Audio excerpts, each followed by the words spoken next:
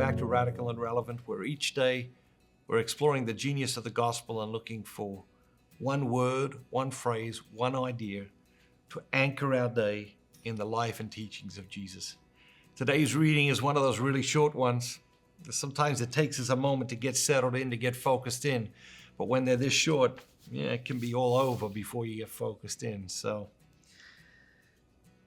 the reading today is from the Gospel of Matthew, chapter 19, verses 13 through 15. And they brought children to Jesus, and he laid his hands on them and prayed.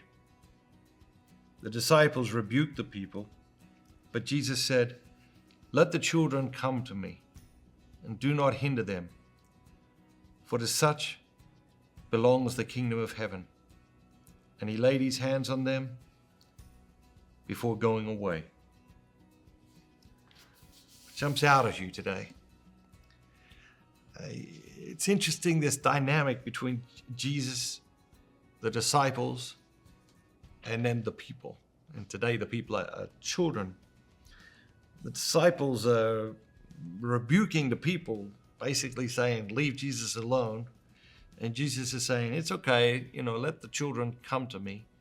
And of course, the disciples probably coming from a good place. They're probably trying to protect Jesus. I can't imagine how he was hounded everywhere he went by all manner of people. But we see over and over throughout the Gospels, this scenario, this dynamic.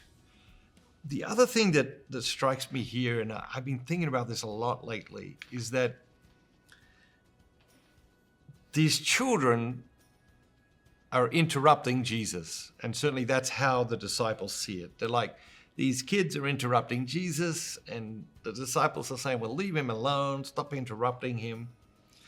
But the reality is that all of Jesus's ministry was made up of interruptions.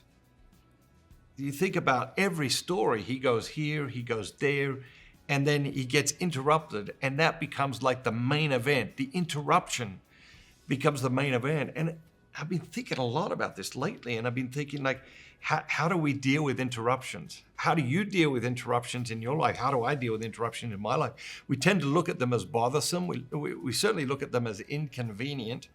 And very often the people who are causing the interruptions, we don't necessarily have the best feelings towards them in that moment either. And yet Jesus loved these interruptions. Jesus made these interruptions the center of his ministry.